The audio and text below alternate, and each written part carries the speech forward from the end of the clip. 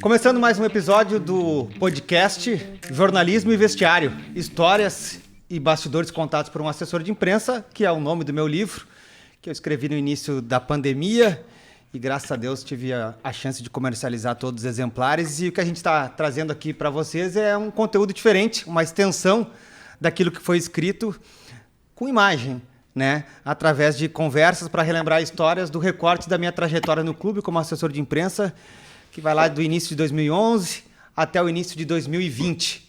Como diz a capa do livro, jornalismo e vestiário. Qual que é a ideia aqui? Sempre trazer convidados que representem o jornalismo. Hoje, meu grande parceiro, repórter, apresentador, narrador, faz tudo na Rádio Guaíba. Rafael Pfeiffer, meu bruxo, obrigado por ter aceito o convite. Faz tudo é a melhor definição. Porque valeu. Obrigado pelo convite, JP. Eu que agradeço. Tava aguardando ansiosamente esse episódio, também para receber o cara que entrou, por coincidência, junto comigo no clube lá em 2011. Na época era coitadinho, viu? Mas hoje virou lá de cima. Aliás, eu quero um parênteses daqui a pouquinho, depois de terminar sobre essa parte aí. Roberto Ribas, obrigado, cara. Eu que agradeço o convite, JP.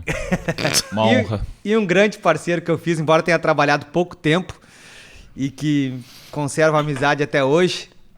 Tá falando lá da cidade maravilhosa, não sai de lá de jeito nenhum, é difícil tirar o homem de lá, mas tá nos atendendo aqui. Obrigado, Júnior Lopes, auxiliar técnico do Grêmio em 2012, quando a gente se conheceu, hoje técnico de futebol. Obrigado por ter aceito o convite, Júnior, prazer estar contigo. Você sabe que você é um amigo querido, junto de outro aí, que é o Roberto, sempre tivemos um entrosamento maravilhoso quando trabalhamos juntos, nós três. Acredito que vai ser muito bacana aí o bate-papo. Vocês sabem que eu estava fazendo a pesquisa para esse episódio, né? Quando eu falo de treinadores, até por ter escrito bastante vezes isso no livro, né? Eu tenho de cabeça praticamente a cronologia dos treinadores que eu trabalhei e acho até que por um período em tratando de futebol brasileiro, 10 anos num clube, trabalhar com 8 treinadores, eu acho um número pequeno, né? Mas aí agora eu fui colocar os auxiliares, né? E é muito legal ver quanta gente eu tive a chance de conhecer, né? Uns com muito pouco tempo de trabalho, né? Mas enfim, 2011 ali, só para o pessoal que está em casa relembrar, né? Quando eu entrei no clube, o Renato já era o técnico, né? Em 2011, quando o Roberto chegou, o Roger estava iniciando a sua carreira como auxiliar técnico permanente, ao lado do Andrei Lopes, que hoje é auxiliar técnico permanente do Palmeiras, o Cebola, lá no Abel Ferreira, né, há bastante tempo lá no clube. Depois, no meio de 2011, veio o Julinho Camargo, ficou muito pouco tempo, trabalhei também com o Ivan Soares, auxiliar dele, e já no final daquele ano, o Celso Rotti com o Beto Ferreira, também uma dupla inseparável. 2012 iniciou com o Caio Júnior, e eu tive quase nada de tempo, infelizmente, de contato com o Caio e com seus auxiliares também, porque na pré-temporada eu estava de férias, em seguida o Caio deixou o clube, o Caio que infelizmente faleceu naquele acidente da Chapecoense. 2012, aí sim, Vanderlei Luxemburgo vem para o Grêmio, traz junto na sua comissão essa figuraça que é o Júnior Lopes. O Júnior, a gente estava lembrando antes de começar aqui a gravação, eu e o Roberto, Júnior, que tu deixas o clube um pouquinho antes da pré-temporada em 2013, na Libertadores, lá em Quito, né? Aí em 2013 volta o Renato com uma nova comissão com o Vitor Hugo Signorelli e já o Alexandre Mendes fazendo parte da sua comissão. 2014, Anderson Moreira assume no início da temporada com 2 caras joia de pessoa, o Ricardo Leão, que também tem origem no departamento de inteligência do clube, assim como o Roberto, e o Luiz Fernando Rosa Flores, jogador histórico aqui no Internacional, também no Cruzeiro, né, uma figuraça, vai participar do episódio de hoje. Depois da Copa do Mundo de 2014, vem o Filipão com o Murtosa e o Ivo Wortmann. 2015, o Roger volta como treinador, e aí já é o teu terceiro trabalho junto com ele, né, Juventude, Novo Hamburgo e Grêmio, né, Roberto? Exato. O Roberto, conheço então uma outra figura também que vai participar daqui a pouco com a gente, que é o James Freitas, também nosso amigo, né, que na época era da comissão permanente. E aí, por fim, último recorte, Júnior, com a volta do Renato, também com o Alexandre como auxiliar, o braço direito dele. O episódio de hoje eu defini assim, ó, os homens do apito, né, os donos do apito, perdão, né. A gente não está aqui hoje com nenhum dono do apito, mas Pfeiffer, a gente vai conversar com os braços direitos, digamos assim. Talvez com as figuras, eu descrevo no livro que o auxiliar técnico, número 1, digamos assim, é a pessoa que o técnico mais ouve. Então, por isso, eu fiz questão de convidar esses auxiliares aqui para estar com a gente. E a primeira pergunta eu quero fazer para ti, Roberto. Ser o cara de confiança do técnico, né? O primeiro cara a ser ouvido pelo treinador és tu, no caso o Roger. Que consequência isso tem dentro do vestiário? Que comportamento gera das pessoas que te cercam? Todo mundo tenta falar com o Roger através de mim, né? Acho que o Júnior passa por isso também, frequentemente, todo dia. Tudo antes de chegar nele, o pessoal tenta dar uma filtrada ali comigo para ver como é que vai ser a reação dele, até porque no clube de futebol a gente sabe muitas vezes as pessoas têm um pouco de receio, né, de falar com o treinador, se o cara chega, enfim, aquela figura histórica, antiga, o treinador chegar bem-humorado, mal-humorado, como é que vai ser a receptividade dele em relação a cada informação. Então já o pessoal vem falar comigo, fala, enfim, o que tu acha, e aí eu tento repassar para o Roger e 95% das coisas a gente já tenta eliminar, né, porque não tem... Um filtro.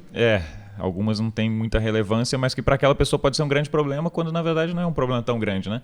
As coisas às vezes se resolvem sozinhas e realmente o que não tem solução a gente tenta levar para ele que tome a decisão final. Ô Júnior, a primeira pergunta que eu separei para fazer para ti, eu escolhi que fosse para ti porque de quem está aqui presente, né? Tu és o único que tem experiência nos dois lados, né? Tu fosse auxiliar muito tempo de muita gente, daqui a pouco a gente vai falar principalmente sobre a tua relação com o Vanderlei Luxemburgo, mas atualmente tu também é técnico, né? Já há algum tempo tu tá levando a carreira solo, como a gente diz.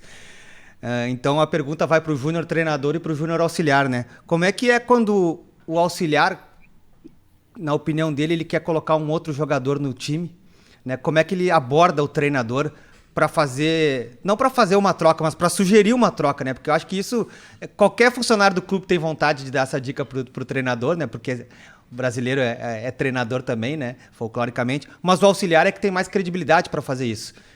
Como é que funciona? Tem esse momento? Como é que é essa sugestão? Tem sim. Eu acho que tudo muito depende da relação do auxiliar com o treinador. Hoje em dia, e já nessa época aí você citou vários, existe também a função do auxiliar permanente, o auxiliar da casa, que eu também já trabalhei nessa função. Te confesso que gosto menos de trabalhar nessa função, até acabei trabalhando por circunstâncias. Mas assim, eu acho que eu sempre tentei trabalhar na época com o Vanderlei, que foi o treinador. Teve 2 treinadores que eu mais trabalhei como auxiliar. Trabalhei com, se eu não me engano, 12 ou 13 treinadores que eu fui auxiliar. E os 2 que eu mais trabalhei foram o Vanderlei e o Antônio Lopes, né? Trabalhei cerca de 4 anos com cada um. E eles 2 tinham, assim, personalidades um pouco parecidas em alguns aspectos. Eu penso que o auxiliar direto do treinador tem que ser o cara de confiança dele e tem que ser o cara que tem que falar as verdades. Não adianta passar pano quando o treinador está errado. Eu acho que tem que ser o contraponto. E essas 2 figuras, né, Antônio Lopes e Vanderlei Luxemburgo, eram caras de personalidade muito fortes. Então você tinha que saber o momento de saber. Eu não deixava de fazer isso. Vocês me conheceram lá, vocês sabem. Mas tudo tem o seu momento, tudo tem o seu estágio, né, até, né, dependendo até numa crescente, numa decrescente de alguma situação que esteja ocorrendo. Então, por exemplo, você fez questão aí de frisar eu como treinador e como auxiliar. Eu quando eu estou como treinador, eu não quero aquele auxiliar que só balança a cabeça para mim, que só diz que eu estou certo o tempo inteiro. Eu acho que isso aí não vai me fazer evoluir. E eu procurava fazer isso com o Lopes e com o Vanderlei, porque eu tinha uma relação de confiança muito grande com eles, entendeu? Eu sabia que eles jamais iam pensar que eu estava ali para trair a eles, para derrubar eles, qualquer coisa nesse sentido. Quando eu trabalhei como auxiliar da casa, né, em alguns sentidos, aí você já é o segundo auxiliar, você já tem que ter muito mais dedos. Eu ficava muito numa de só dar a minha opinião quando me perguntassem, sabe? Mas trabalhando com o Vanderlei aí, que é o período que nós estamos falando, mais específico daquela época, né? Eu tinha uma relação de confiança muito bacana com o Vanderlei.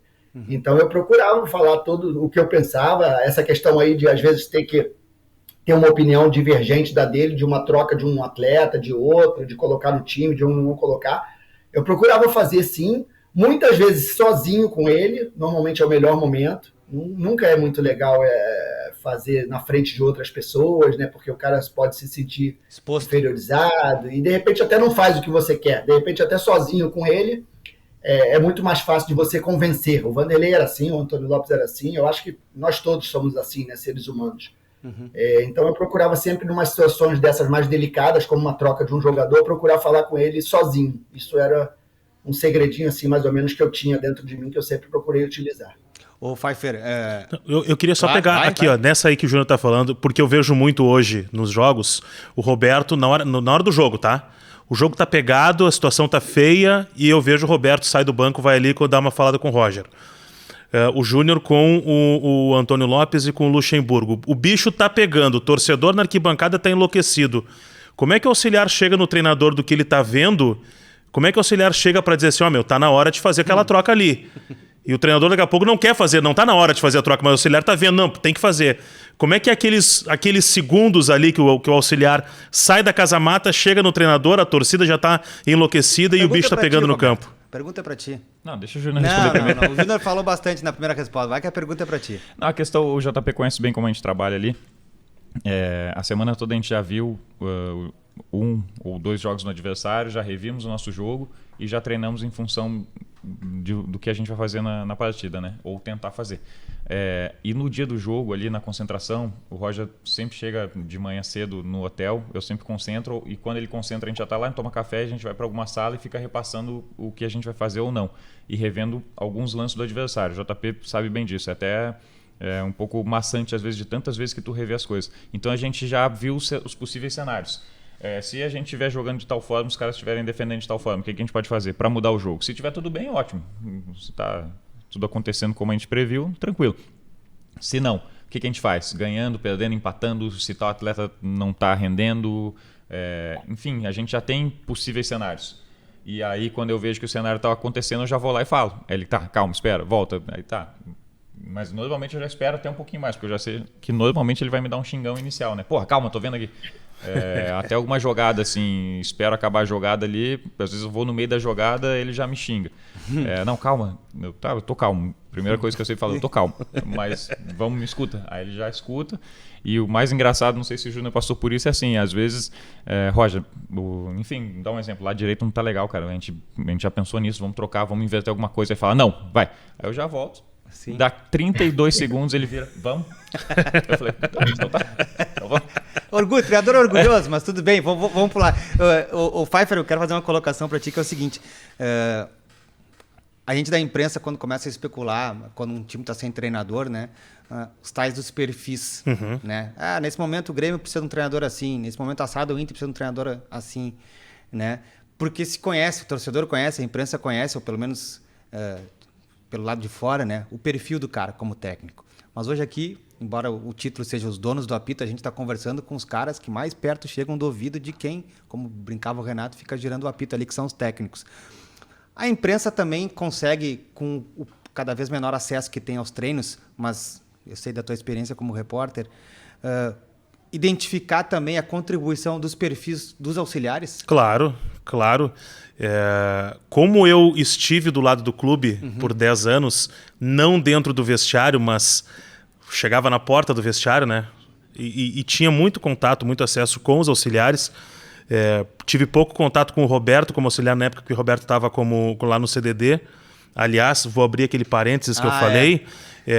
O Roberto, a minha relação de amizade com o Roberto, ele começa exatamente porque quando ele era o coitadinho, nós éramos vizinhos. Jardim Botânico.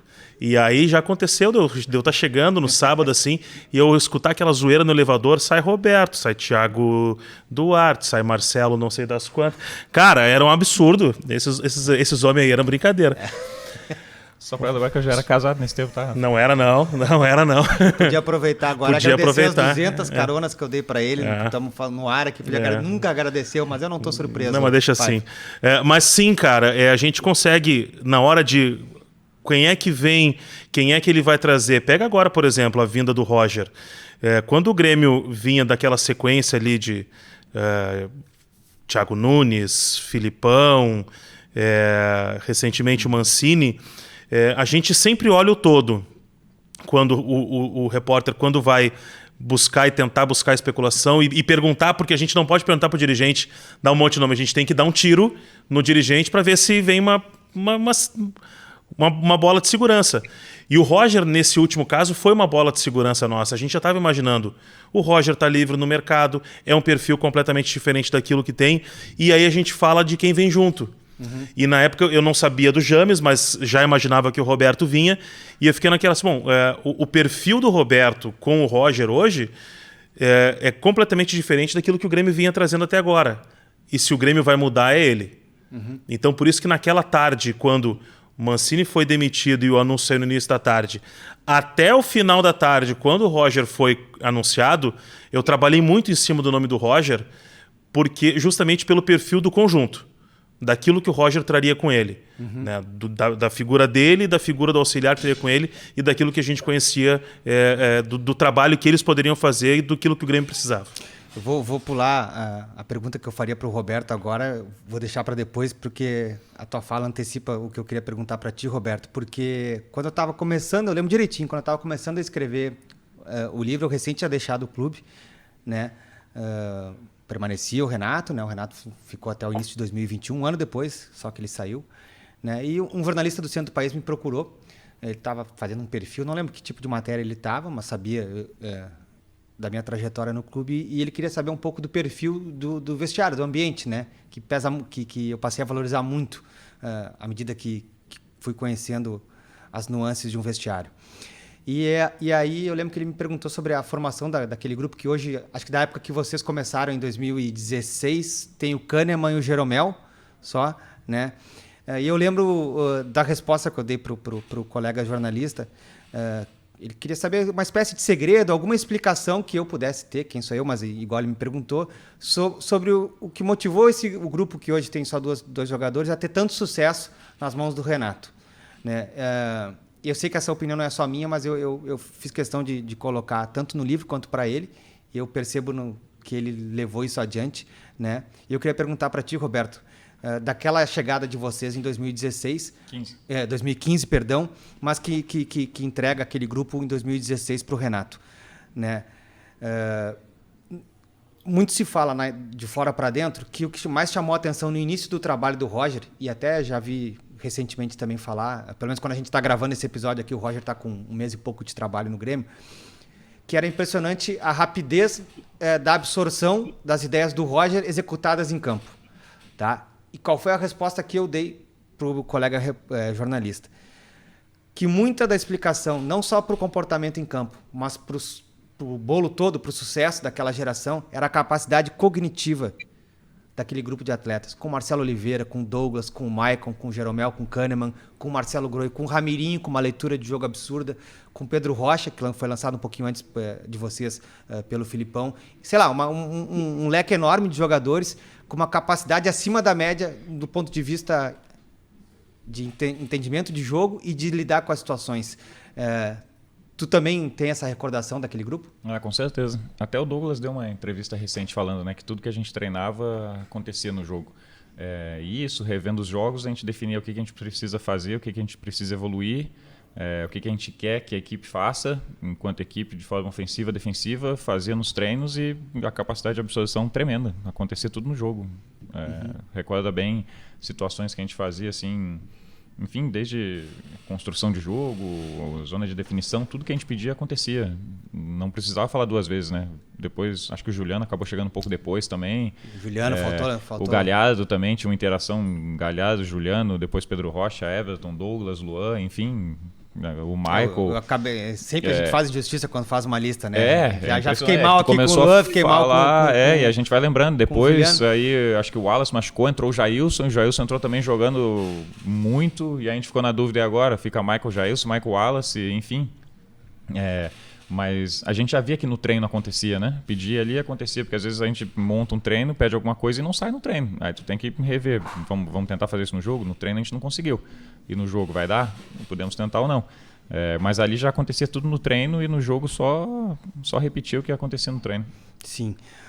Ô Júnior, dessa roda de conversa aqui, com todo respeito, tu é o cara mais rodado, digamos assim, né? A gente está na faixa dos 40, eu acho que tem um pouquinho mais que a gente aqui, né? Mas por que eu tô te falando isso? Porque... 48. Hã? 48. No papel. Então estamos todo mundo, pelo menos no primeiro dígito, estamos todo mundo parecido. Cara, é o seguinte, a minha geração ali nos anos 90, vendo futebol ali e tal, quando a gente era adolescente, eu tenho muito na memória várias formações de time com o Vanderlei no comando, né? O Palmeiras Parmalat, o Paraná, que pouca gente lembra, de 95, o Vanderlei montou, o Corinthians de 98, depois ali no início dos anos 2000, o Corinthians que perde para o Grêmio a final da Copa do Brasil também é nas mãos do Vanderlei e tal. E eu fiz questão de escrever isso no livro. Cruzeiro 2003. Cruzeiro 2003, né? Exatamente, talvez o maior dos times que ele tenha montado. Até vi o Alex dando uma entrevista recentemente falando sobre isso, que a percepção do Vanderlei, antes de começar a trabalhar o time, de trabalhar o mercado, de ele ir buscar um jogador que estava dando sopa em algum lugar e trazer para montar aquele Cruzeiro. Mas o que eu quero te colocar, Júnior, porque tu fosse o braço direito dele no Grêmio em 2012. Eu tive a chance, cara, de trabalhar com um técnico que eu sempre quis ver treinar o meu time, né? O Vanderlei era um cara que várias vezes a torcida do Grêmio, quando o enfrentou, protestou contra e tal, por duelos históricos com outras equipes e tal, mas eu sempre admirei o trabalho dele como torcedor e depois tive a chance de trabalhar com ele no vestiário. E antes dele chegar e até depois de ele sair, enquanto eu trabalhei com futebol, vários jogadores que foram jogadores do Vanderlei, mas principalmente dos anos 2000 para trás, os caras não pensam duas vezes antes de responder quem é o melhor técnico que eles trabalharam. Vanderlei Luxemburgo. A mesma percepção eu não tenho da gurizada mais jovem, né? Então eu queria saber de ti, por que a maioria dos jogadores que trabalhou com o Vanderlei considera o Vanderlei um cara fora de série? Eu acho o Vanderlei um cara muito intuitivo. Eu acho que ele percebe muito rápido as situações. Eu fui criado de uma forma, criado que eu digo no futebol. Fui criado no futebol de uma forma de se estudar muito, de se preparar muito para as situações. E quando eu fui trabalhar com o Vanderlei, eu percebia que as coisas que às vezes eu me preparava, eu estudava, o que o Roberto falou ainda agora, eu também sempre fiz, sempre faço até hoje, eu como treinador também. Eu procuro pensar em 5 situações diferentes que possam acontecer no jogo, 5 situações que o treinador adversário possa pensar, substituições que o adversário possa pensar. O Vanderlei era um cara que não precisava disso. Às vezes eu estava vendo um jogo com ele, um jogo que eu levei 2 dias vendo, revendo um adversário e tal, aí eu falava para ele ali, em 3 minutos ele já pegava tudo. Então eu acho que ia muito por esse lado. A intuição dele era muito forte, assim, além do conhecimento, lógico, mas a visão dele, isso é que me marcava muito no trabalho dele. Ele pegava as coisas com muita facilidade, com muita rapidez, coisas que eu demorava muito para pegar. Eu sempre me preparei muito, né, para essas situações táticas, e ele não precisava de tempo. Ele, em 2, 3 minutos, ele já... É a questão que o Roberto falou até do xingão que a gente leva ali quando está como auxiliar e tal. A mesma coisa, quando eu estava de auxiliar, quando eu ia falar com ele alguma coisa, alguma situação e tal, e ele já vinha com uma situação em alguns momentos à frente do que eu estava pensando. Isso eu acho que era a principal virtude dele. Essa situação de pegar as coisas muito rápido e trabalhar e explorar, logicamente, esse tipo de situação. Fala, Roberto. Não, o Júnior comentou que ele estuda bastante para os jogos e eu aprendi muito com o Júnior também, na época que ele era auxiliar. Eu não sei se o Júnior, o Roger e o Emerson foram auxiliares ao mesmo tempo lá. Foram. Sim. Foram, né? Eu lembro que vocês iam lá na sala, lá, subiam a escadinha lá no CDD, no Olímpico Antigo, e ficavam vendo o jogo a tarde toda com a gente e falando ali. Pra gente era um aprendizado tremendo, né? Imagina, o Júnior já falava que em 90 e poucos já fazia análise de futebol na Arábia. Lembra que tu comentou uma vez isso com a gente, Júnior? Eu falei, pô, tá de brincadeira. Em 88, na verdade, como todo moleque, eu queria jogar, mas aí em 88 eu tava com meu pai, eu tinha 15 anos, eu sou de 73, e meu pai trabalhava nos Emirados Árabes, e ele foi para um jogo longe. 88 não tinha internet, não tinha nada. É essa história que eu lembro. E aí ele foi para um jogo longe, acho que era 2 horas, 3, e eu não fui no jogo, eu ia a todos os jogos e tal, mas esse jogo era longe. E o adversário do fim de semana, ali era um jogo meio de semana, o adversário do fim de semana era o Nasser, que era o clássico lá, Nasser e Al-Wasl, em Dubai. E aí a gente morava bem pertinho do Nasser. Aí eu, por minha conta mesmo, sem falar nada com ele e tal, não passava o jogo dele, eu nervoso, querendo saber o resultado dele, só rádio árabe, eu não entendia nada. Aí eu peguei meu caderninho, fui pro Nasser, que era 5 minutos a pé da minha casa, entrei lá e comecei a fazer um relatório do Nasser, que era o jogo no domingo, né? Aí ganhou o jogo de 2-0, eu fiquei cheio de moral. Aí peguei confiança, peguei gosto, e daí em diante dali foi o point ali que eu falei, não, mais do que ser jogador, eu quero ser treinador. Foi ali naquele ponto. E é mais ou menos isso. E aí, aproveitando para complementar, que o Roberto falou aí, a nossa equipe era maravilhosa no Grêmio. Era, eu, Roger e Emerson, a gente tinha um entrosamento muito bacana, sem vaidade nenhuma, muito legal, era bacana demais. Os 3 auxiliares. E os 3 do setor do Roberto também eram caras fantásticos. O Roberto, todos eles viraram, né? O Roberto, um cara, que não tem nem o que falar, muito competente, sempre teve muita afinidade com o Roger também, inclusive nas ideias, nos pensamentos. O Lucas, que está no Palmeiras hoje, também um cara muito competente. Grande um cara que já foi Luquinhas. seleção brasileira, tudo. E o Bebeto, que também já foi seleção brasileira no setor dele, de analista. Então, uma equipe maravilhosa. Nós 6 ali, era muito legal de se trabalhar. O Pfeiffer, enquanto o Júnior estava respondendo a colocação que eu fiz a respeito do Vanderlei, foram me ocorrendo alguns episódios do Vanderlei aqui só em Grenal. Tá? Tua memória talvez me ajude com outros. O recorte é Grenal, tá?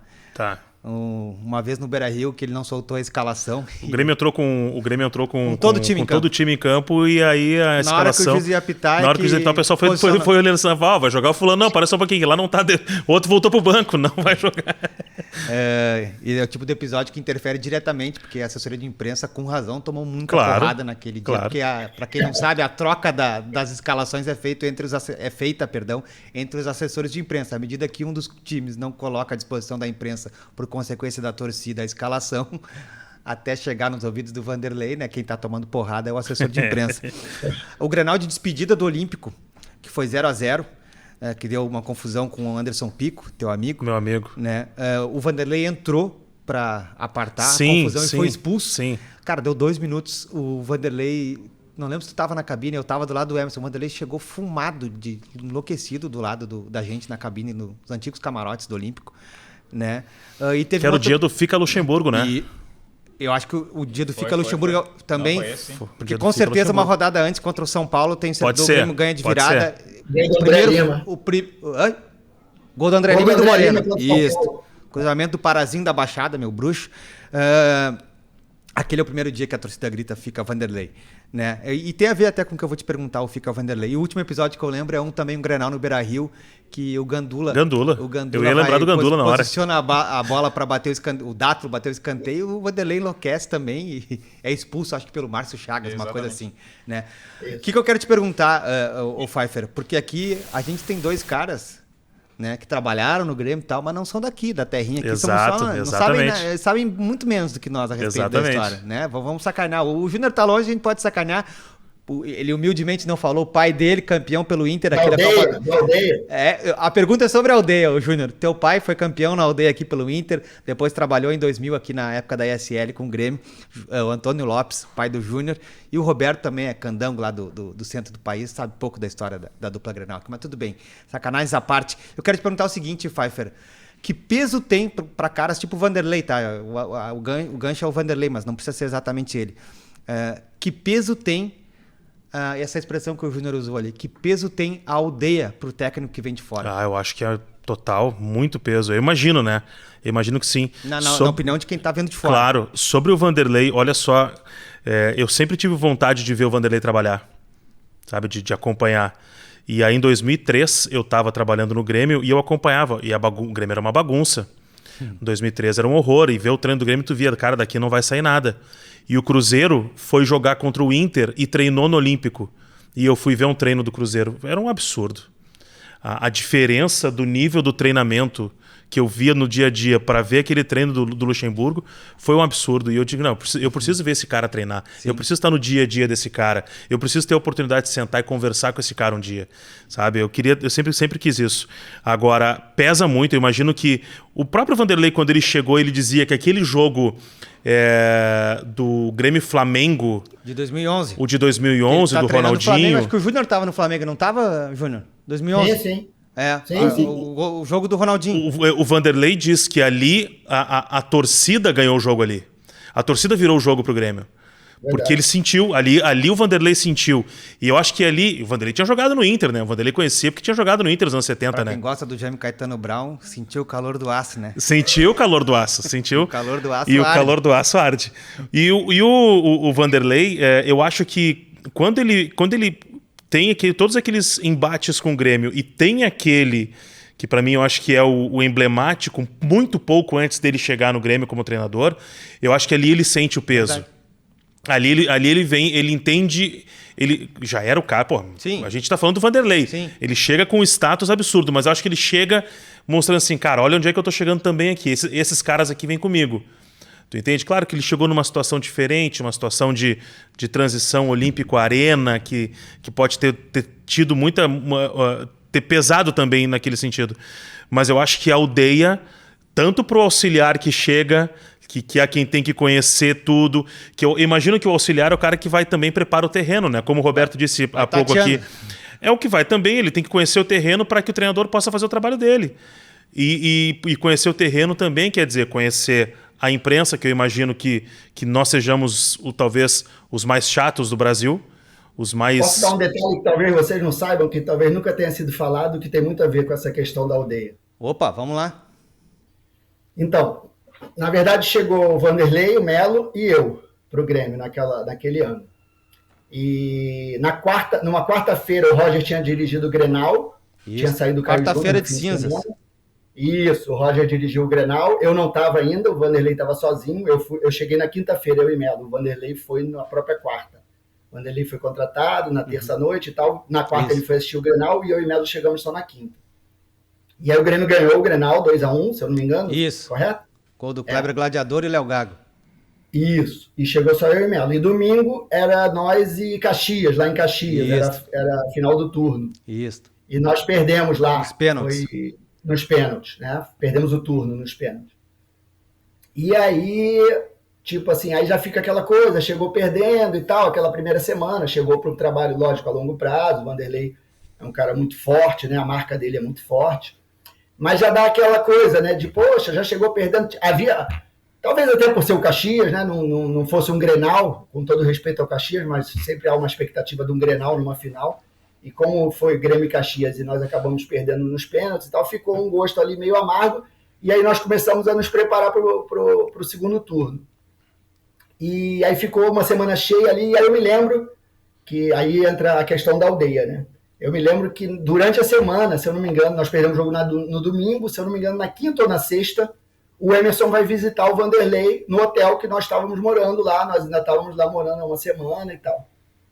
E o Vanderlei gostava muito do Emerson e tal. O Emerson foi visitar ele sem qualquer pretensão de nada, de trabalhar no Grêmio. E aí eu me lembro que o Vanderlei me apresentou o Emerson e tal, ficou num bate-papo ali no hall do hotel, nós três e tal. E quando o Emerson saiu, o Vanderlei não falou nada para ele, estava só eu e o Vanderlei. E ele falou exatamente isso, para vocês verem assim, a questão do peso da aldeia, entre aspas, né? Sim. O Vanderlei usou essa expressão realmente, que a gente já conhecia, né? E o Vanderlei falou, pô, Júnior, você vai, eu me lembro bem, você vai, porque estava eu e o Roger, né? O Roger era da casa e eu cheguei como auxiliar do Vanderlei. E eles tinham uma afinidade já muito grande, o Emerson tinha sido capitão do Vanderlei na seleção brasileira. E aí o Vanderlei falou comigo, falou, pô, Júnior, tu vai ficar chateado, eu tô com uma ideia aqui de repente trazer o Emerson, me veio essa ideia agora, ele é um cara que conhece a aldeia, tem todo o contato aqui com a imprensa, todo mundo gosta dele e tal, você vai ficar chateado se eu trouxer ele e tal? Eu falei, não, hipótese alguma, professor, pode trazer, pareceu ser um primeiro contato que eu tive com o Emerson, né? Pareceu ser um cara legal pra caramba e tal, e o Vanderlei elogiou logicamente ele, não, pô, ele é um cara fantástico, um cara firme, ponta firme e tal. E dali, acho que no dia seguinte ele pegou o telefone, chamou o Emerson, ligou, mandou o Emerson ir lá de novo para conversar pessoalmente. O Emerson não tinha esse projeto, o Emerson estava com o clube dele. E o Emerson mudou a vida toda e acabou indo ali nesse convite dessa forma. E foi Quer dizer, muito ali pela preocupação de ter uma pessoa na comissão que ele confiasse totalmente. Claro. E que conhecesse a região, que fosse ídolo do clube e tal. Foi assim que o Emerson voltou para o clube ali como auxiliar. E foi espetacular trabalhar com o Emerson e com o Roger, dois caras que eu brinco, eram do meu time de botão, Júnior, e viraram colega de trabalho, né? Custei a perder a vergonha aí Para ganhar o respeito, não, mas é para ganhar a amizade, de fato, dos caras ali no dia a dia de trabalho. Dois caras espetaculares. Olha a minha lamentação agora. Esse Grenal citado pelo Júnior foi o dia que eu assinei minha rescisão no Grêmio. E eu não consegui trabalhar com o Vanderlei, tu viu só? Eu não tive a oportunidade de trabalhar com o Vanderlei. Porque daí depois eu fiquei fora do mercado um tempo. Mas chegasse a pegar ele como repórter? Não muito, porque foi na época que daí eu fui pra Rádio Grenal e eu não fazia treino. Eu ficava no estúdio e aí eu não tive tanto contato. Ia pros jogos, fazia coletiva e tudo, mas faltou mais uma dessas brechas que a carreira vai deixando assim, que a gente vai deixando abertas, né? Mas um dia a gente vê como é que resolve isso. O cara aprende muito e só que termina o dia cansado. O convívio com o Vanderlei é estafante. Eu quero botar uma palavrinha de um outro colega de vocês, que foi meu colega também no clube. Eu não recordo se ele trabalhou com o Júnior no Cruzeiro, mas trabalha hoje com o Roberto no Grêmio. É um cara também que eu fiz a amizade, que é o James Freitas, auxiliar do Grêmio. Eu substituí ele, e depois ele me substituiu. Sabia que tinha alguma relação no Cruzeiro isso, né, Júnior? Isso. Eu entrei no lugar dele quando ele foi pro Palmeiras, com o Roger e com o Roberto. Isso. E aí depois eu fiquei 1 ano e meio no Cruzeiro, acabei pedindo demissão por motivos particulares, de saúde, de familiares. E aí ele estava sem trabalhar, chamaram ele novamente, aí voltou para lá. O James dá um depoimento para a gente aqui, depois eu vou esticar a conversa com vocês, sobre a questão porque o James também já tentou voo solo e hoje está de novo trabalhando como auxiliar, né? Mas foi treinador também antes de ser auxiliar no Grêmio. O James rodou o interior como treinador, né? E por outros clubes também, fora do Rio Grande do Sul. Como é que o auxiliar técnico se adapta ao perfil, uma vez que ele é o auxiliar da casa, por exemplo, como é que ele se adapta ao perfil diferente que treinador em clube grande, não vou dizer que é muito rotativo, mas pouco também não é. Fala aí, James. Basicamente, o auxiliar ele precisa, num primeiro momento, ali, procurar entender quais são as ideias que o treinador traz com ele, né? Quais são as ideias para aplicar em termos de modelo de jogo. É necessário que o auxiliar também pontue a respeito de passar ao treinador as características da equipe, né? As suas peculiaridades, os seus pormenores, para que dentro da ideia do treinador, o treinador consiga ganhar tempo, usar as peças de acordo com as qualificações de cada um. Eu penso que essa sensibilidade é fundamental. O auxiliar ele é um suporte ali ao treinador, né? E para que o todo funcione de forma harmoniosa é importante que o auxiliar tenha um bom conhecimento do seu elenco e que ele possa passar ao treinador todas as especificações, todos os pormenores de cada jogador, para que o treinador, dentro da sua ideia, consiga desenvolver melhor o seu modelo de jogo. O James é super detalhista sempre que fala a respeito de futebol. Não vou nem perguntar para o Roberto se concorda ou não, né? Os dois trabalham juntos no clube. Mas eu quero pegar um pedacinho da resposta dele, Roberto, para linkar com outro assunto.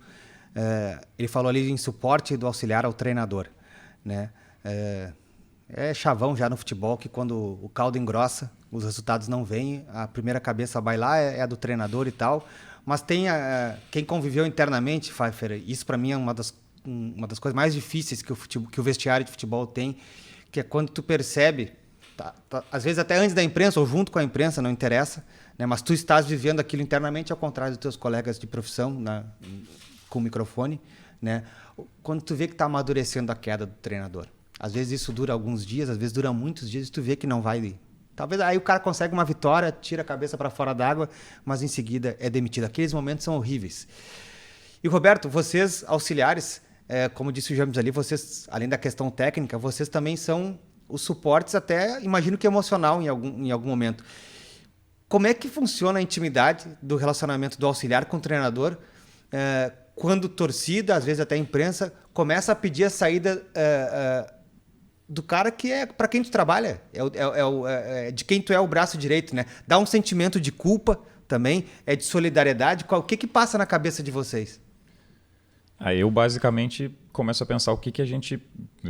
a gente está sempre reavaliando o trabalho, né? Ganhando ou perdendo. Mas eu começo a pensar o que eu posso ajudar mais, o que eu não estou fazendo ainda. O JP me conhece, se treina à tarde, a gente passa o dia todo no clube, se treina de manhã, a gente fica à tarde também no clube, o pessoal todo sabe, a gente fica revendo o jogo, o pessoal da análise. E a gente acaba trabalhando mais e mais, né? Chega em casa à noite, ainda leva um jogo para ver o que a gente está fazendo de errado, o que a gente está fazendo de certo. O meu sentimento é sempre de tentar ver o que eu posso ajudar ainda mais. Quando estou em público, normalmente eu concordo com o Roger em algumas coisas, mas obviamente, como disse o Júnior, depois na sala na hora ali, de dizer não é fechadinho. Exatamente, eu já sei tudo que eu vou falar para ele, pondero todas as coisas, ele, enfim, tu já viu até nas nossas rodas ali, mais íntimas, ele já até comenta comigo algumas vezes. Quando ele me convidou para trabalhar, ele falou exatamente o que o Júnior falou, eu preciso de alguém que contraponha as minhas ideias. Mas teve um dia que ele falou, Roberto, não precisa discordar de tudo também, né? Concorda às vezes comigo. No privado, desde questão religiosa, política, social, tudo. Não precisa... pois é. Aí eu entendi esse recado. Mas a gente tenta fazer mais e mais. O sentimento é esse, o que eu posso ajudar ainda mais? Sim. Como que eu ajudo ele ainda mais? Eu começo a ver o que ele está precisando que eu não estou conseguindo dar. Enfim, de tudo, questão tática, emocional, de treino, o meu sentimento é sempre esse. O Pfeiffer, não só aqui no podcast, mas em várias circunstâncias, em roda de amigo, às vezes em conversas profissionais também, o pessoal pergunta para quem trabalhou em vestiário, geralmente os curiosos a respeito do trabalho da imprensa, né? Em sua maioria desgostosos com o trabalho que é feito pela imprensa, querem saber o quanto, a porcentagem, né? Quanto que a imprensa sabe daquilo que acontece dentro de um vestiário. Cara, quando me perguntam, a primeira coisa que eu digo é que sabe bastante para o ambiente complexo que é.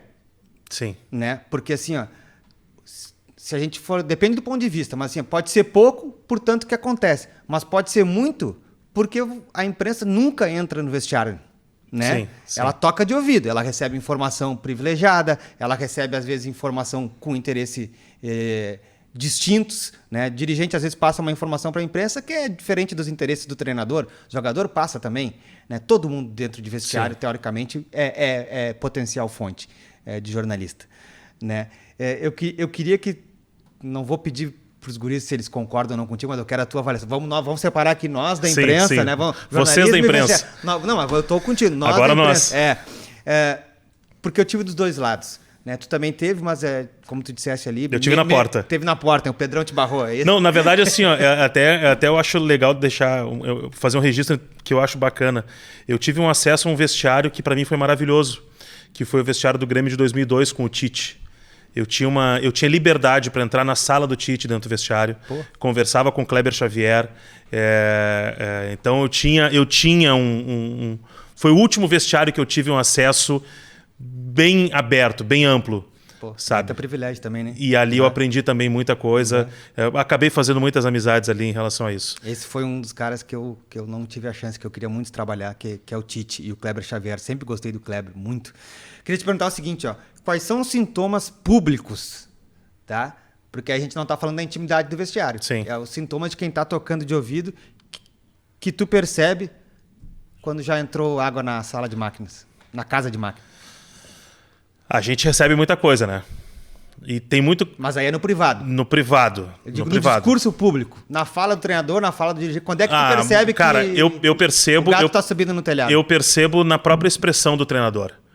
Sabe? Quando a gente vai para uma entrevista, por exemplo. Primeira coisa que tu olha a expressão do treinador, tu vê assim, olha, já foi. Daqui não sai mais nada. Sabe? Ele bateu ali e no dia a dia... É que agora, olha só, a gente ficou 2 anos sem ver treino, né? 2 anos sem entender o que estava acontecendo. A gente está voltando agora. Então a gente tem o detalhe assim... Hoje eu vejo o Roberto vindo conversando com um jogador específico lá no canto do campo. Eu vejo que daqui a pouco o Roger demorou um pouquinho mais e o Roger aparece.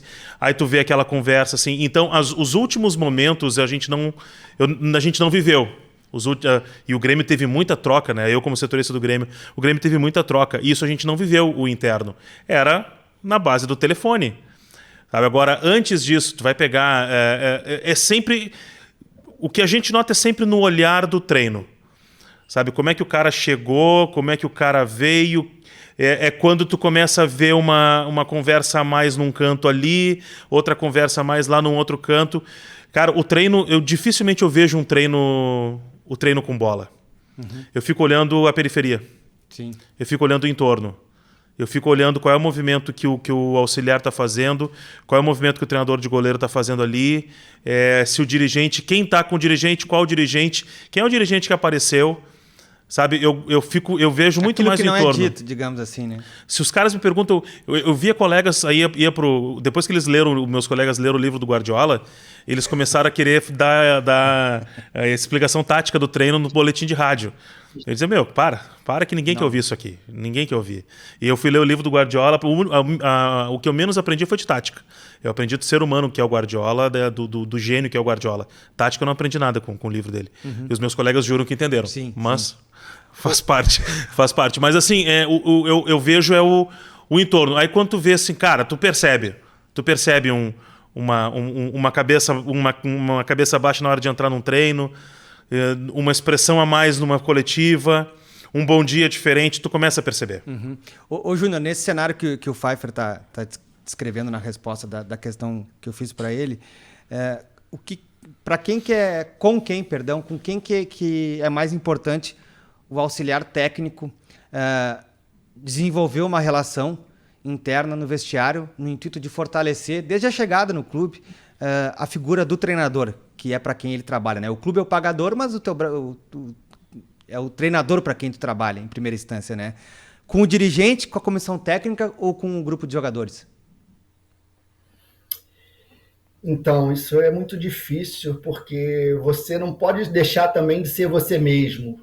Eu, por exemplo, hoje em dia eu tento melhorar em alguns aspectos. Um aspecto que eu sempre tive dificuldade, e eu tento sempre fazer uma autoanálise, tentar evoluir, foi em relação com o diretor. Diretor eu sempre tive muita dificuldade. Eu fui aos pouquinhos tentando melhorar isso, não só como auxiliar, mas como treinador também. Eu sempre tive meio que um pé atrás, deixar um pouquinho de distância e tal. Mas isso não é muito legal também, mesmo que em alguns momentos você trabalhe com um diretor, com um ou outro diretor, não estou falando que foi o caso lá no Grêmio, né? Estou falando da minha vida como um todo no futebol. De repente um ou outro diretor que você não confie tanto e tal, mas você tem que ter aquela aproximação também, principalmente como auxiliar. Acho que das duas funções, como auxiliar e como treinador também. Eu sempre tive muito mais facilidade com comissão e com jogadores. Eu sempre me ative muito a comissão e jogadores. Comissão era uma coisa meio que natural, vocês trabalharam comigo lá, eu acho que aquela época lá de Grêmio, por exemplo, era maravilhoso, nosso ambiente era maravilhoso. E jogadores também, você vai tentando pescar um, pescar outro. Isso aí eu sempre fiz bastante, de ter uma atenção maior nos jogadores que estão sendo pouco utilizados, você ir ali no ouvido deles, que é aquela coisa, os jogadores pouco utilizados, na verdade, são a maioria do elenco. Então, se eles estiverem insatisfeitos, se eles demonstrarem essa insatisfação ali no dia a dia, acaba pesando, e principalmente nos momentos difíceis em relação ao resultado. Tem, logicamente, alguns atletas que acabam se aproveitando disso. E você tem que estar no ouvido dele ali, motivando ele sempre, deixando ele pronto sempre para uma oportunidade.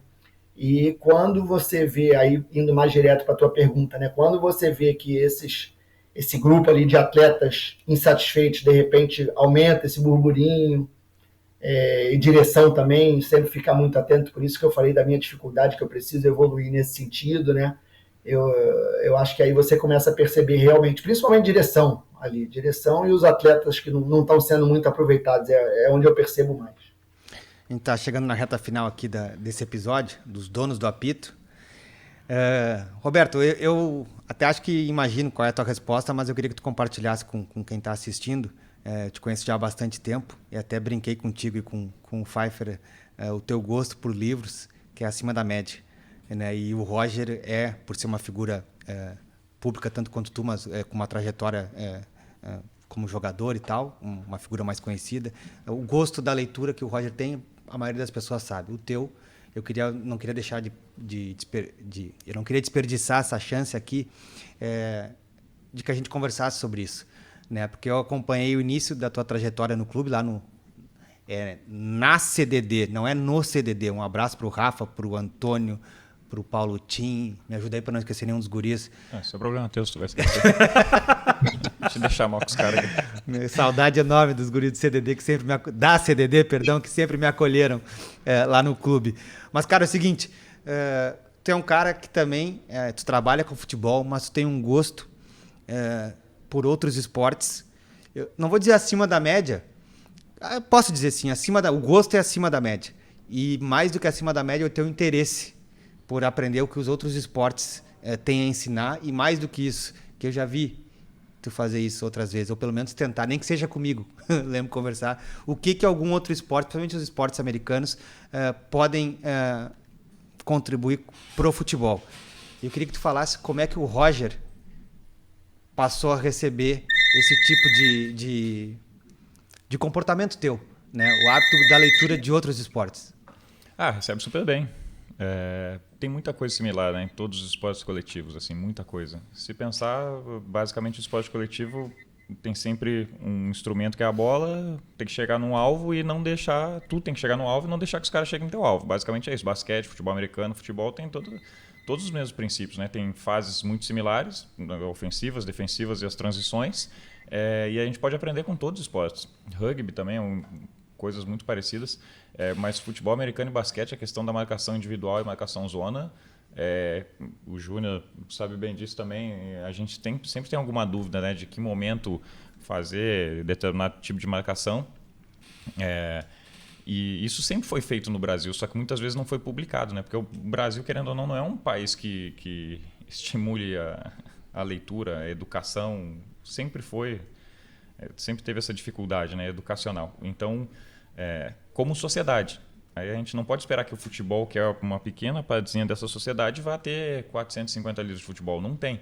As histórias que tem, até hoje começa a ter muito mais, mas tem muito mais histórias de futebol do que questões táticas. E os americanos não, diferentemente eles publicam muito, escrevem muito sobre questões táticas do jogo, o que o futebol americano oferece. E as mesmas questões que a gente tem de dúvidas aqui, marcação individual, marcação zona, um exemplo simples, o futebol americano tem também. É só a gente ver o jogo ali, baixar o jogo e analisar. Tem equipes que marcam zona e equipes que marcam individual. E não existe o certo ou o errado. Essa é uma questão muito importante. Não sei se o Júnior concorda. Parece que hoje existe o certo e o errado de jogar futebol. Não tem. Os caras, quando inventaram futebol, fizeram objetivo. São 11 contra 11 e tem que fazer um gol lá e não deixa fazer. Largar faz a bola do jeito lá que tu dentro quer. E não deixar entrar aqui. Exatamente. É evidente que existem formas mais bonitas, mais plásticas de se fazer. Mas tem gente que faz de um jeito e ganha. E aí hoje a gente parece que quer definir o que é certo e o que é errado. Quem é que não gosta do Barcelona do Guardiola? Todo mundo gosta. A pessoa que fala que não gosta de futebol. Mas tem outras equipes que ganharam jogando de forma diferente. A gente precisa entender isso. E parece que a gente vive uma cultura que todo mundo tem que pressionar a bola o tempo todo mundo tem que trocar 400 passos antes de fazer o gol. E não existe. Tu pode fazer gol de falta e escanteio e se defender o tempo todo. Não que eu ache bonito isso. Eu tenho as minhas preferências, mas existem centenas de coisas que podem ser feitas. A mesma coisa o basquete. Na Europa se defende zona, nos Estados Unidos se defende individual. Na NBA é proibido, porque o americano gosta do embate individual. Ele gosta a semana toda de falar o LeBron James contra o Kevin Durant. Eles vivem aquele confronto um contra um. E eles fazem, enfim, o box one ali defende 4, fica defendendo zona de um lado lá, individual de um lado, que é proibido a zona, e fica 1 contra 1. Porque ele quer que o cara drible o cara e enterre na cabeça de outro. É o duelo individual. E quer dizer, o esporte que gera milhões e milhões e milhões marca individual. É proibido marcar zona na NBA, no colegial pode marcar zona. Mas aí no Brasil parece que hoje ninguém mais pode marcar individual. Que fala que é coisa de velho, que não sei o que. Por que é coisa de velho? Por que na NBA pode e no Brasil não pode? Não se ganha jogo marcando individual? Se ganha. Quem foi que disse que tem que marcar zona? O cara, quando escreveu as regras lá, não tá regra 4 marcar zona. O árbitro não para o jogo. Tá marcando zona, para o jogo. Não existe isso. E eu gosto de ver isso. Em todos os esportes existem essas situações. E dali eu tento, às vezes, transferir. É difícil transferir também, né? Porque o futebol americano a bola para. Então toda jogada é ensaiada. Ela para e começa, para e começa. O Rafa também, né? Torce pro Vikings ali. Sofro com Vikings, né? Exato, não quis falar isso. Mas, então é muito mais fácil, né? Todas as jogadas são ensaiadas. E os caras têm que saber jogar ensaiado. O cara que erra no outro jogo, ele sabe, porque tem outro também que vai fazer. No futebol a jogada não é ensaiada. São poucas jogadas ensaiadas. Tu pode ter princípios ensaiados, mas daqui a pouco são tantas interações que tu vai ter que ter princípios treinados. Não uma jogada. É impossível tu ensaiar uma jogada com a bola rolando, porque tu não sabe o que o adversário vai fazer, né? É muito complicado. Ô Júnior, até a explicação do Roberto me deixou um pouco constrangido para eu te fazer a última pergunta, porque essa aula aí do Roberto de outros esportes, mas eu vou encerrar, pelo menos antes de te agradecer, com uma pergunta que é o seguinte, Júnior: é mais fácil ser auxiliar do que técnico? Deixa eu só dar um complemento aí no Roberto também. Pô, eu concordo muito com o Roberto. Eu acho que hoje está muito essa questão do modelo de jogo. É lógico que o modelo de jogo é super importante, Mas na minha concepção, na minha opinião, o modelo de jogo não pode ser mais importante do que as características dos jogadores, a característica do teu elenco em si. Não adianta você querer impor uma situação, foi o que o Roberto falou. Se eu tenho uma defesa, por exemplo, em alguns setores que marca melhor individualmente, eu tenho que saber usar aquilo. Não adianta, não é proibido usar aquilo. Né? A questão, por exemplo, das bolas paradas, né? Que hoje em dia é praticamente proibido de se marcar individualmente em bolas paradas. Não existe. Se você pega jogadores que tem essa característica, que gostam, você tem que... Eu, normalmente, quando eu chego num time, eu procuro dar segmento. Se está na marcação individual, vamos continuar. Se está na zona, vamos continuar. Mas se não está dando certo, a gente vai trocando. Não tem regra para isso. O Roberto foi cirúrgico e foi perfeito em relação a isso. Em relação aos esportes também, essa questão da marcação que o Roberto falou é muito bacana, eu também gosto. E sempre me chamou muita atenção no basquete. Eu gosto mais de basquete, ali, sem ser futebol, o esporte que eu mais gosto é o basquete. Tem um primo que é treinador também e tal, e de basquete. E a questão das transições, né? Antigamente, acho que eram 30 segundos para você, bem antigamente, né? Na minha época que eu era garoto, depois passou para 24, e você tem aquela objetividade. Hoje em dia está muito também essa questão da posse, e muito sem objetividade. Eu procuro trabalhar isso também. O basquete você tem, acho que são 24 ainda, 24, né? Tem 24 segundos ali para você arremessar e pronto. Então o futebol perdeu um pouquinho aqui no Brasil em relação a isso. Se você ser objetivo, você visar o gol, na verdade é simples, é aquilo que vocês falaram ali, é botar a bola naqueles 3 pauzinhos ali, uma vez mais do que o adversário e pronto. Então, quer dizer, você tem que ser complexo e simples ao mesmo tempo. Não adianta você querer o tempo inteiro achar que vai descobrir o mundo, né? Em relação à tua pergunta, na verdade eu gosto das duas, mas me dá mais prazer ser treinador, é o que eu quero para a minha vida, né? Já estou nessa ida e vinda há muito tempo, desde o Grêmio ali daquela época, que 2012, 2013, que eu acabei pedindo demissão do Grêmio justamente para seguir a carreira de treinador, mas em algumas outras oportunidades acabei tendo convite para voltar a trabalhar como auxiliar e acabei trabalhando também, não me arrependo, com o Vanderlei, com o Mano, né? Com o Ramon. Foram situações também que eu procurei tirar sempre de aprendizado. Mas mais fácil, não sei o que é mais fácil. Eu acho que as duas, nenhuma das duas é fácil, as duas têm a sua importância, tem a sua dificuldade, você tem que estar atento o tempo inteiro, são funções totalmente diferentes, né? Então você, dentro das suas funções, não tem uma mais fácil do que a outra, não. Uhum. Pfeiffer, a última eu vou fazer para ti. Num outro episódio aqui do podcast Jornalismo e Vestiário, eu trouxe outros colegas para falar especificamente sobre aquilo que ao longo do livro aparece bastante, que é o relacionamento do assessor de imprensa com a imprensa, né? E principalmente a gurizada mais nova, que não pegou um pouco como era a cobertura em dupla Grenal, principalmente aqui, mais direta, digamos assim, já começou a acompanhar futebol com coletivas, né? Tem uma visão um pouco deturpada a respeito da figura do assessor de imprensa. Se tem, muitas vezes, a ideia, até colegas nossos têm essa ideia, de que os personagens do futebol, hoje em dia, falam cada vez menos porque os assessores de imprensa barram muito, né? E o depoimento aqui foi do ex-assessor de imprensa. Eu sempre dou crédito para ele, que eu acho demais essa fala dele, que é o Marcos Benjamin, trabalhou muito tempo no Fluminense, e ele diz assim, o pessoal não tem ideia de que esse pouco, só é esse pouco por causa dos assessores.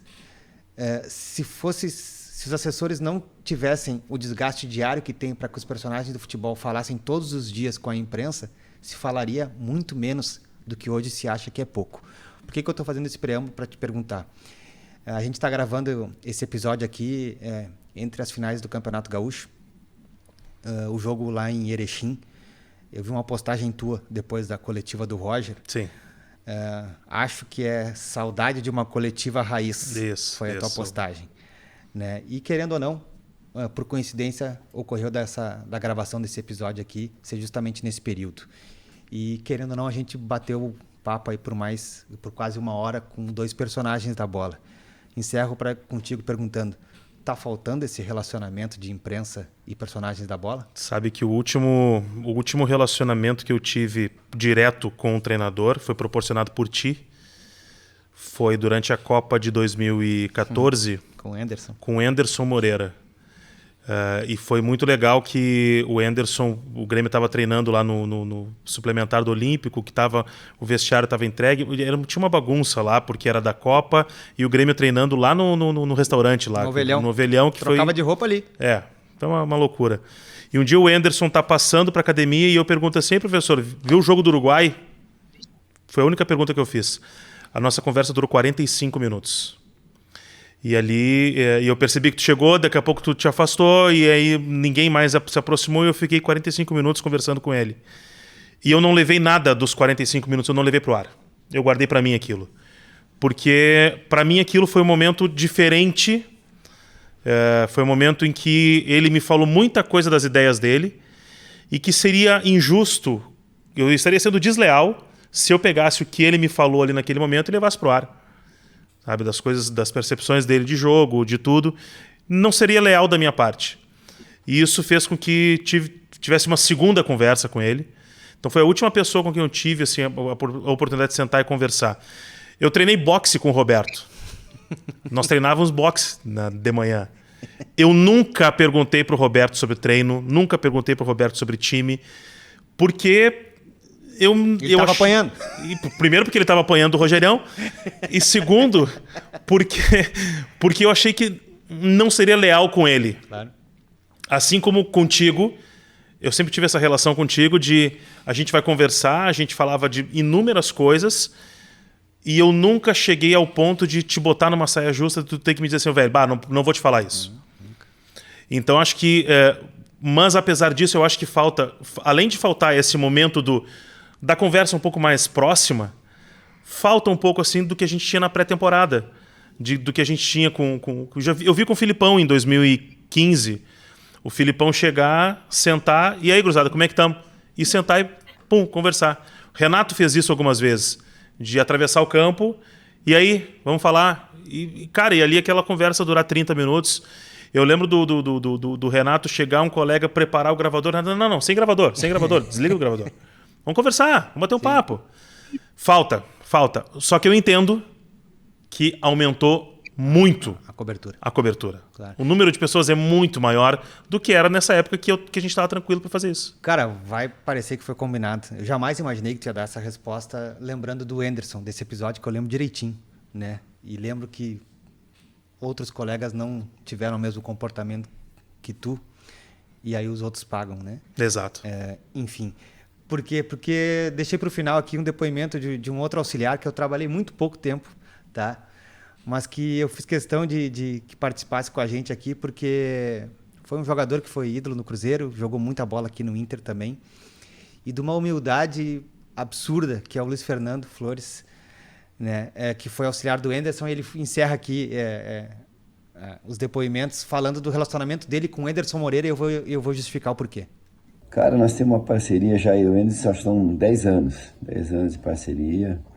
E além dessa parceria, né, a gente tem uma amizade familiar, assim, muito grande mesmo, que a gente construiu durante esse período. Né? Então, acho que isso facilita esse nosso entrosamento no trabalho, né? O Anderson é um treinador muito exigente, né, que é tudo muito detalhista, a gente como auxiliar tem que estar muito atento, né, para não deixar as coisas fugir, e estar sempre dando aquele apoio ali, né, dando o melhor apoio possível para que ele possa colocar suas ideias em prática, né, nos treinamentos, nos jogos.